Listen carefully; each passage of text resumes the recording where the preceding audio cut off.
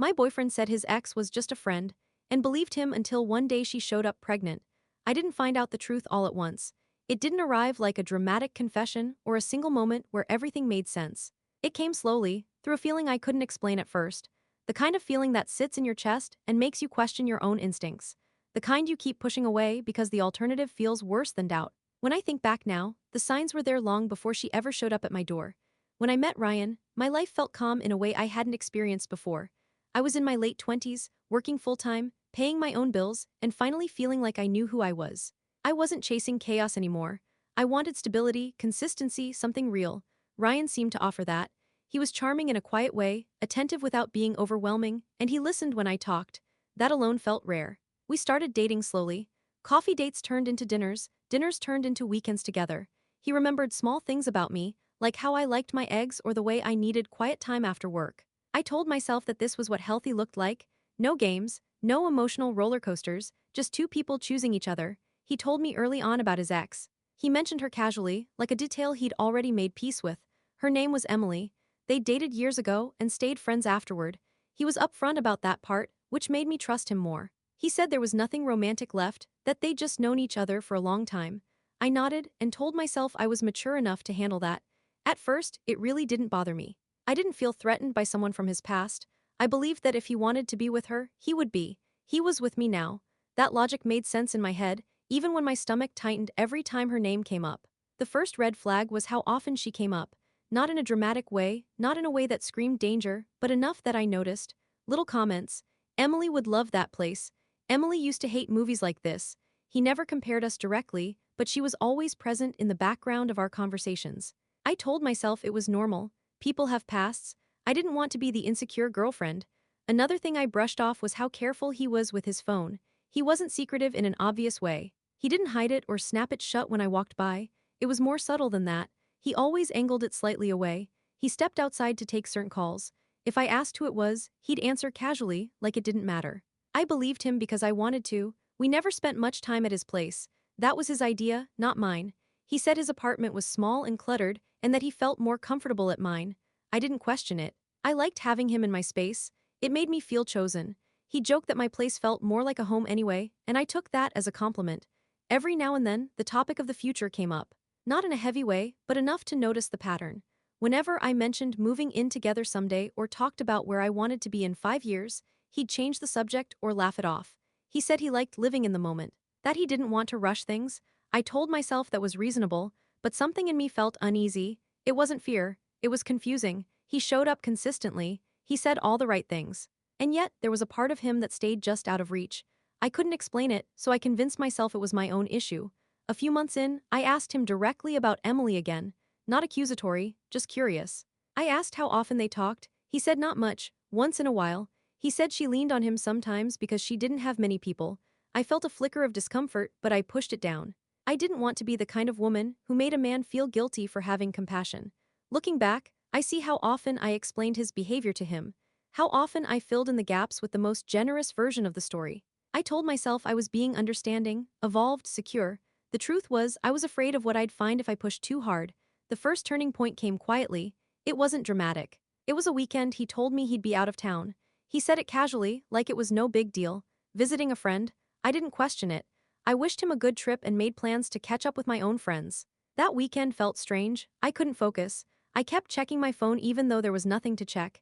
He texted, but less than usual. Short updates, nothing emotional. I told myself he was just busy.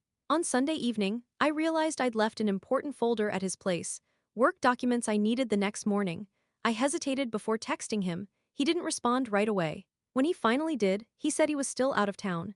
He told me I could grab them if I needed to. He said his place would be empty. I don't know why my hands shook as I grabbed my keys. I told myself I was being ridiculous. There was no reason to feel nervous. I was doing something practical, something normal. When I opened the door to his apartment, the first thing I noticed was that it didn't feel empty. There were shoes by the door that weren't his, smaller ones, a backpack leaning against the wall. And then I heard a noise from the living room, a small voice, a laugh. My heart started racing, not in a dramatic way, but in a slow, sinking way. Like my body knew something my mind wasn't ready to accept yet. I stood there for a moment, listening, trying to make sense of what I was hearing. I told myself there had to be an explanation, a harmless one. I took a step forward, and everything I thought I knew began to unravel. I stepped fully into the living room, and that's when I saw him. A little boy, maybe 3 or 4 years old, sitting on the floor with toy cars spread out in front of him. He looked up at me with wide eyes, curious, not scared.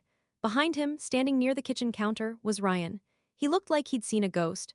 His face drained of color, his mouth slightly open, like he was trying to find words that wouldn't come. For a few seconds, none of us spoke.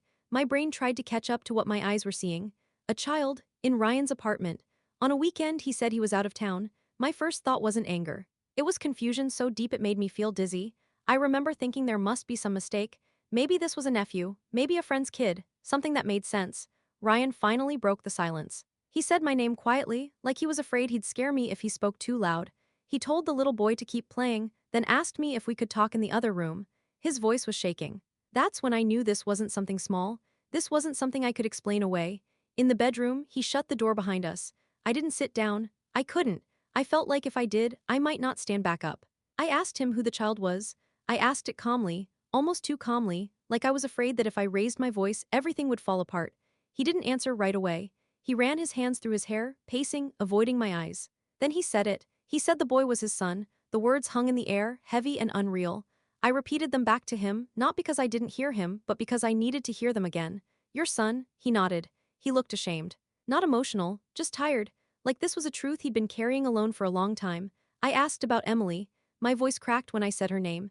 He sighed and told me everything, or at least his version of everything. He said she'd gotten pregnant years ago, back when they were still together. He said he wasn't ready. He said he told her he didn't want a child. He said she refused to end the pregnancy, and he walked away. As he spoke, I felt something break inside me. Not just trust, something deeper. A sense of safety I didn't even realize I'd placed in him. He told me that Emily had struggled, that she'd tried to do it alone. That eventually, reality caught up to her. She took him to court. A paternity test confirmed what he already knew. The court ordered him to pay support, to be present, to take the child for a couple days every 2 weeks. I listened, silent, my arms wrapped around myself. I asked him why he never told me. He said he was scared. He said he knew how I felt about kids, about honesty, about the future. He said he thought if he waited long enough, if things with us stayed good, maybe he could figure out a way to tell me later. That word stayed with me. Later, like the truth had an expiration date. Like my right to know depended on his comfort.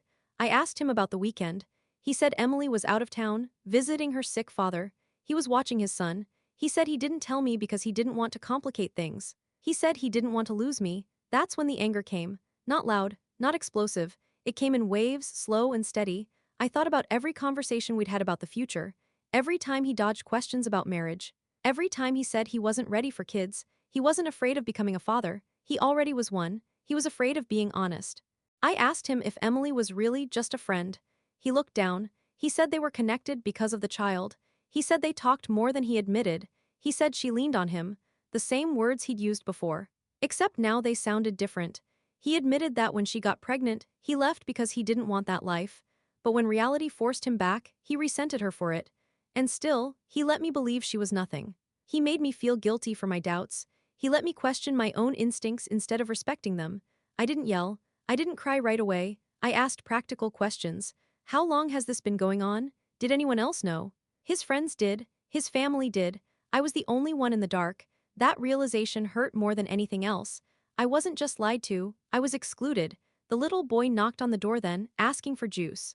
Ryan's whole demeanor changed when he opened it. His voice softened. He smiled. He crouched down to talk to him. I watched from the doorway, heart aching in ways I couldn't name. The child didn't deserve any of this. He didn't deserve to be a secret. I left shortly after. I told Ryan I needed time. He tried to stop me, to explain more, to promise things would be different. I told him I needed space, and this time, I meant it. The days that followed were heavy. I replayed everything in my head, every moment, every excuse I'd made for him. I felt stupid for not seeing it sooner, but also angry at myself for blaming myself at all. He'd constructed a version of reality where I couldn't see the truth even if I wanted to. Friends reacted differently. Some were shocked. Some said they'd suspected something was off. A few told me I should be understanding, that people make mistakes, that he was probably just scared. That word again. Scared, as if fear justified deception. Ryan texted me constantly. Apologies, explanations, promises. He said he loved me. He said he wanted a future with me. He said now that everything was out, we could be honest. But honesty after discovery isn't the same as honesty by choice. I met him one last time, in a public place, because I needed closure. He asked me if I could forgive him. He said he wanted to do better. He said he was trying to step up as a father now. I believed that he loved his son in his own complicated way. But love doesn't erase harm. I told him the truth, that I couldn't build a future on a foundation that started with lies, that it wasn't about the child. It was about the choices he made and the way he robbed me of agency. He cried. I didn't. I felt empty, but also clear. Walking away hurt, but staying would have hurt more. I learned that sometimes the truth doesn't arrive gently. Sometimes it shows up standing in your boyfriend's living room, playing with toy cars, forcing you to face what you didn't want to see. If this story brought up anything for you, share your thoughts in the comments. And if you want to hear more real stories like this, subscribe to the channel.